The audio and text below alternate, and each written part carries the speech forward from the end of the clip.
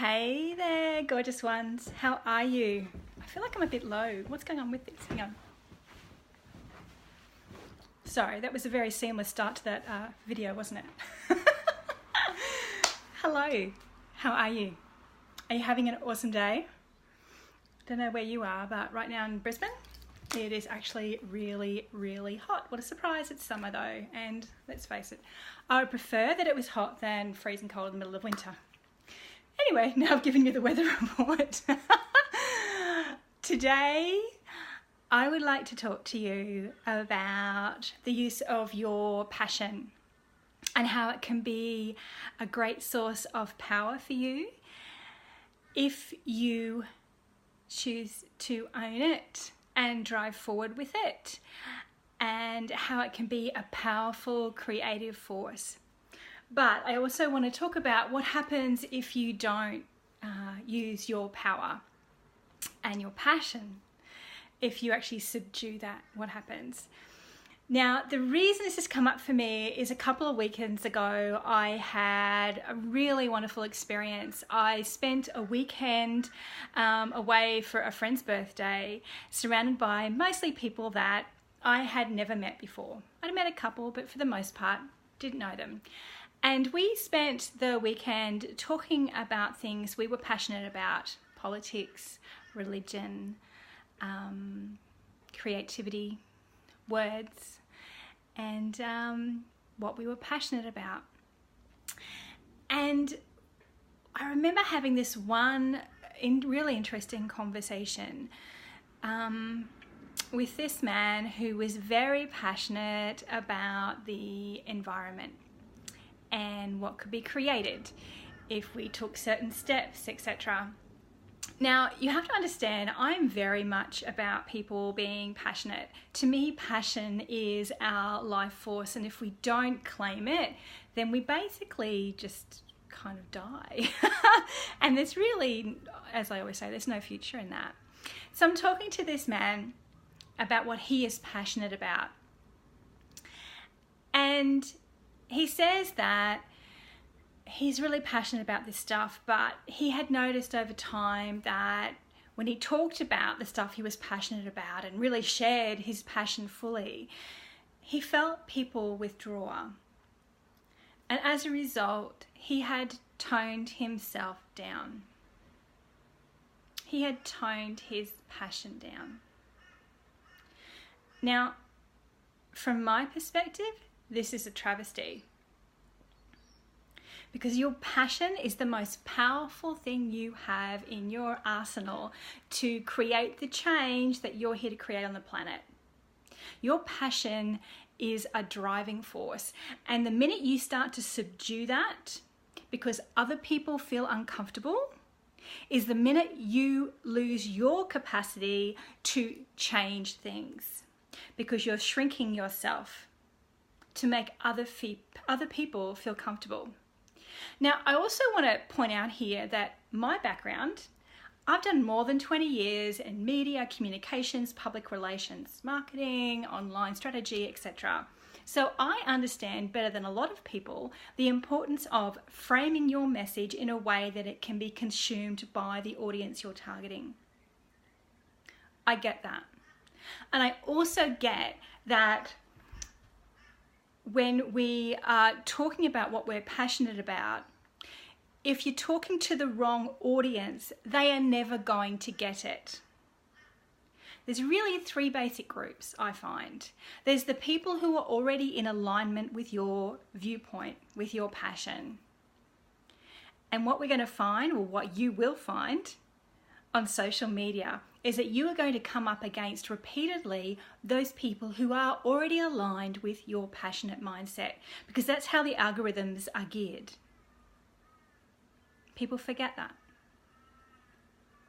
So when you're seeing other points of view that reinforce your passions, it's because that's the way social media is set up, because they want to give you, those platforms want to give you more of what they know you like, more of what they know you believe in.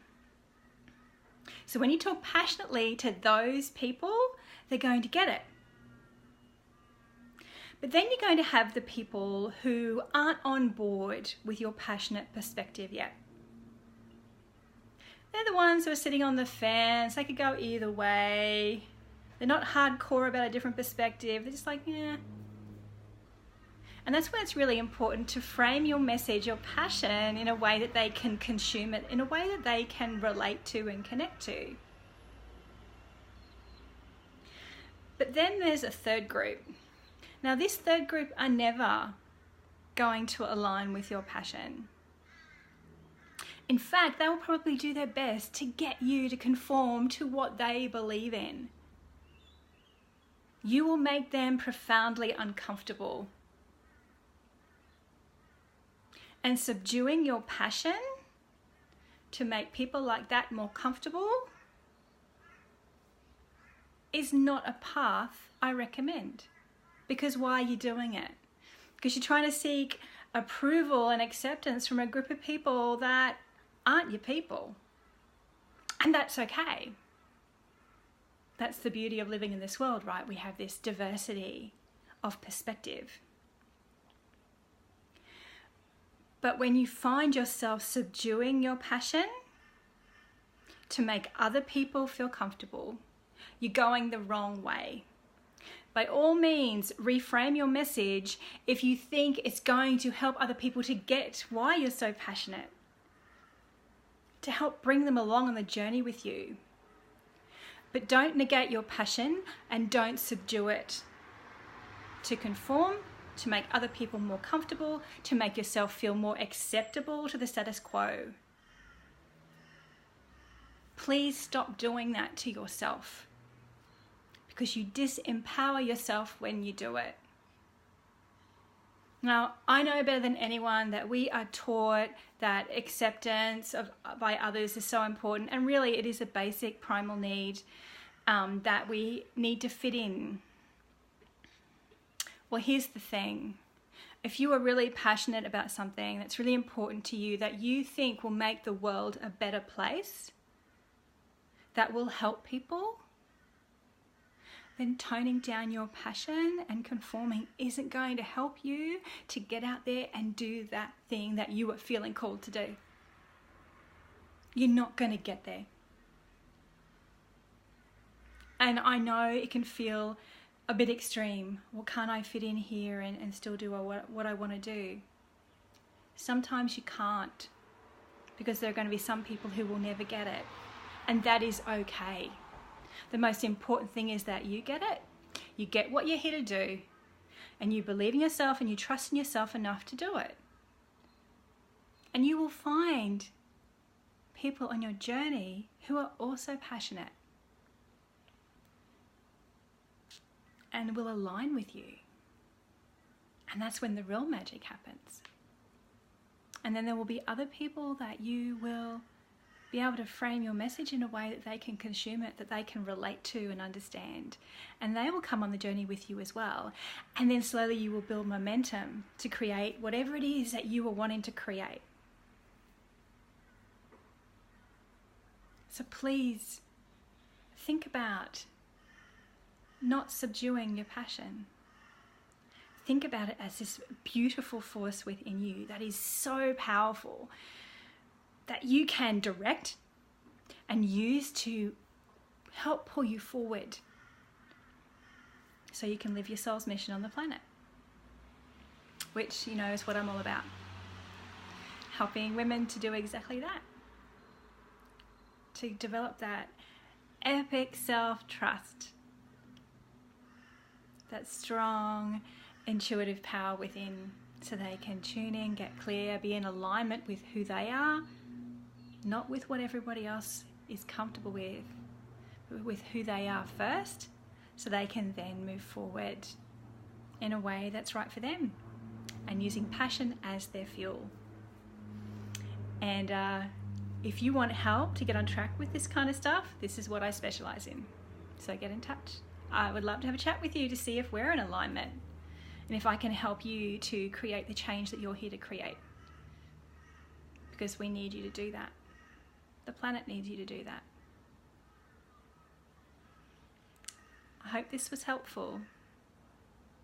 Please go with your passions. And until next time, wherever you are and whatever you're doing, I hope you are learning how to trust yourself more and more every day. And I can't wait to see what you do next. Take care, and I will talk to you soon. Bye for now.